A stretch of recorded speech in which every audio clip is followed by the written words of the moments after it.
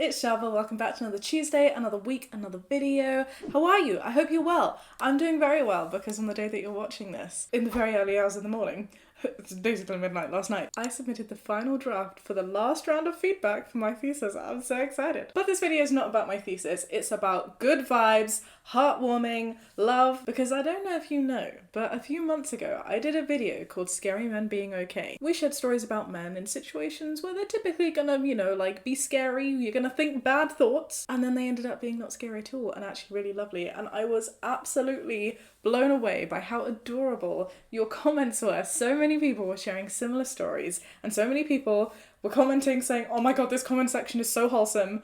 I entirely agree, and I wanted to share some of those with you today. So let's explore some more examples of scary men being okay again. Before we do though, let's remember that the motive of this video is all positive. Obviously a reminder, not all men are scary. Not all men are to be considered bad. I appreciate that quite often most men walking around, if you're like walking down the street and it's dark and there's a guy and you're like, ah, most men are not going to be dangerous people. But there's a level of recognition that has to come from having the privilege of being a tall, scary walking down the street. And it's just nice when people recognize it, right? Hopefully stories like this help people with privilege realize the privilege that they have and the fact that sometimes they may unintentionally be causing discomfort. And maybe stories like this will help stop that. So yay! And as a second reminder, it's not just women who sometimes feel intimidated by big scary men. Anybody who stands out as being different, people of colour, anyone who's like visibly LGBT plus in any way, regardless of gender, can also feel this sense of discomfort. So I guess the moral of this video is recognise your privilege and don't be a dick about it, right? It's pretty simple. Alright, should we take a look at some of these wholesome comments then? I'm very excited. I was walking home late after an exam and a tall man was walking behind me. We turned down 2 different streets and he was still following me.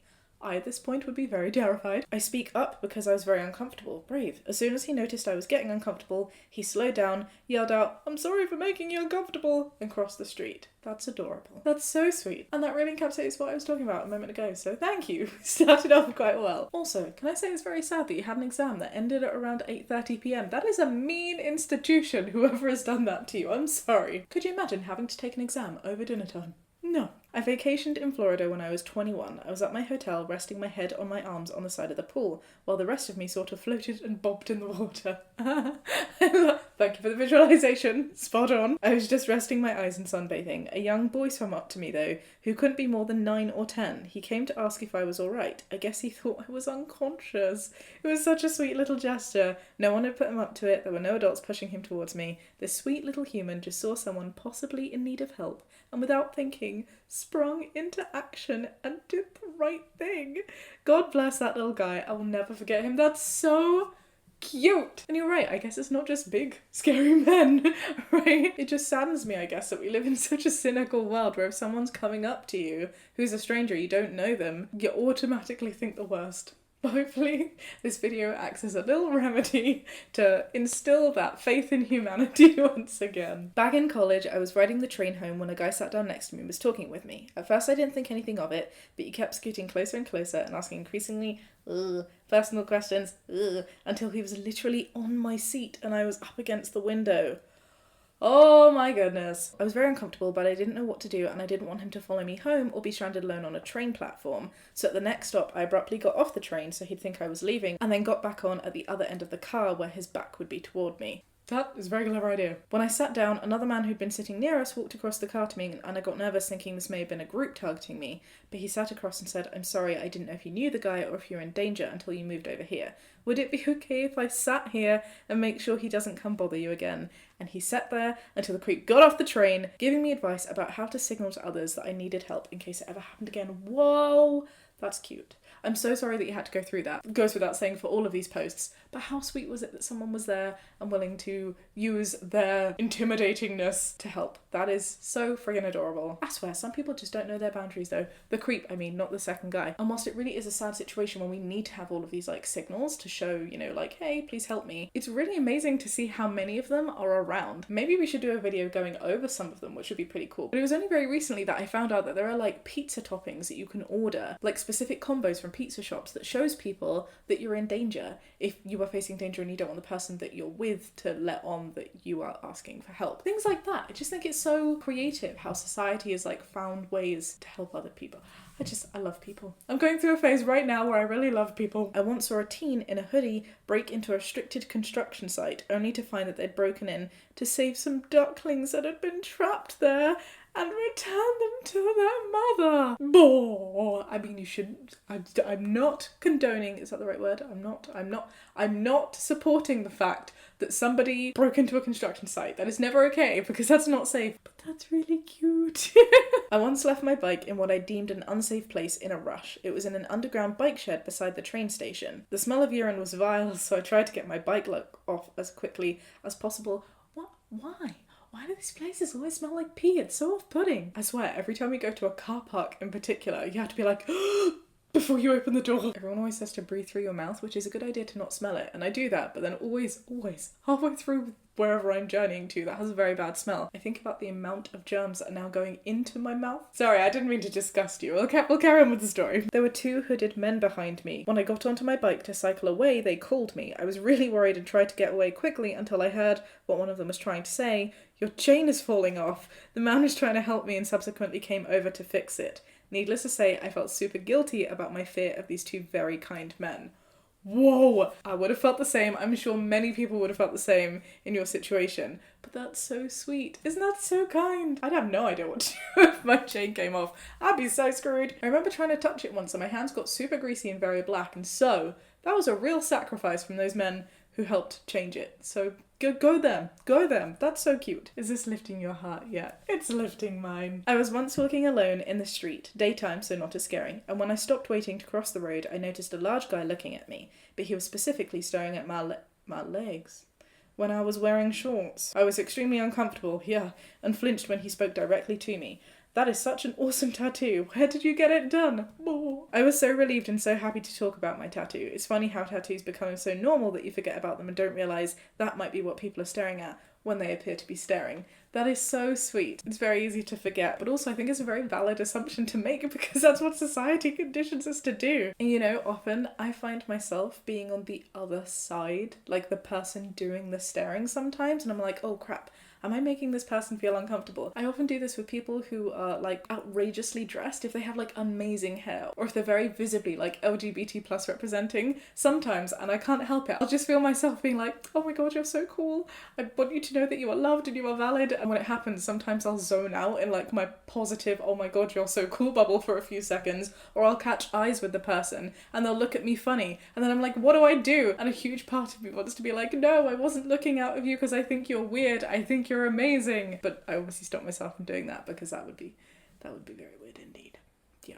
Moving on. Once in college, I was walking back from the gym at around 9 p.m. in the winter, so it was very dark. It was a Thursday, so some people were going out and drinking already, and I noticed a tall built man in a hoodie following me down the side roads back towards my house.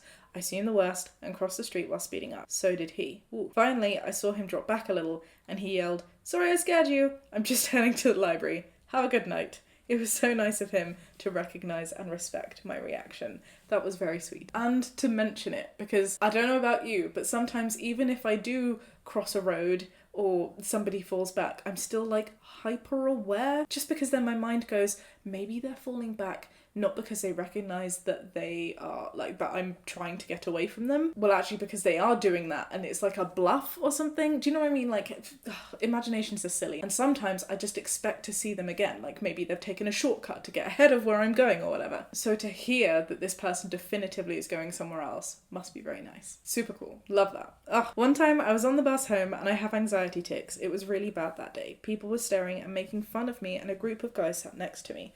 I was expecting them to taunt me. They asked me if I was okay and if there was anything they could do. They did their best to calm me down and walked me home and yelled at anyone who made fun of me. Since then, we were all really good friends. Yay! Oh my goodness, I love the fact that you've made friends out of a situation like that. That's so wholesome. And also boo at people trying to make fun of you. That sucks. Aren't people assholes? Well, not everyone, as this video clearly points out, but aren't some people just assholes? Once I was waiting for the bus, standing away from the bus stop and reading a book. A guy shouted at me a few times from the bus stop, and when I looked up, I saw him beckoning me over to our bus, which had just arrived without me noticing. mood. That is such a thing. That is so something I would do.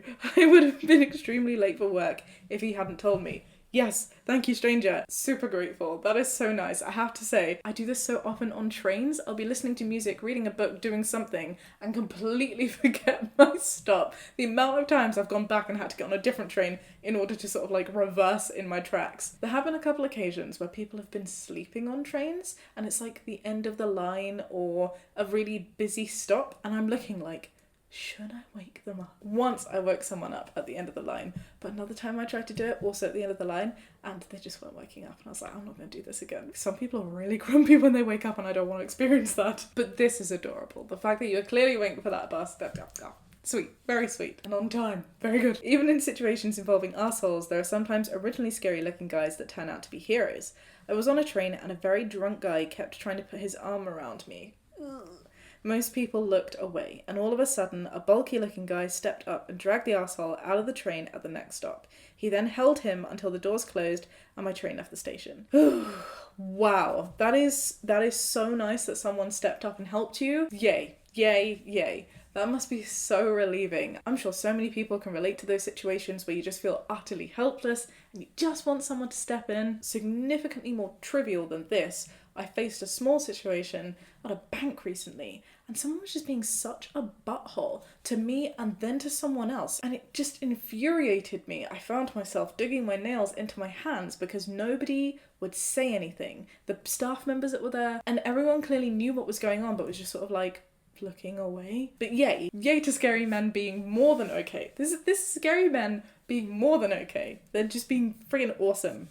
I don't know about you, but my heart is feeling very replenished right now. I'm so delighted that you all chose to share these stories. Thank you for creating just this beautiful, positive, uplifting, faith in humanity chain of comments. And of course it goes without saying, if anyone watching this video has experienced something similar of scary men being okay, scary people being okay, feel free to share it downstairs in the comments section. Let's start another little train of positivity. I really hope that some of this can be infectious and pass on your way. Sending you all my positive vibes. Alright, my loves, well that's it for today's video. I hope you enjoyed it. My mantra stands, don't be a dick. If you want to, maybe consider giving this video a thumbs up or subscribing if you'd like to see more. And I'll see you next week with another video. It's quite a fun one actually. You've been wanting this for a while. I will see you then Tuesday at 7 PM. Be kind and have a great day.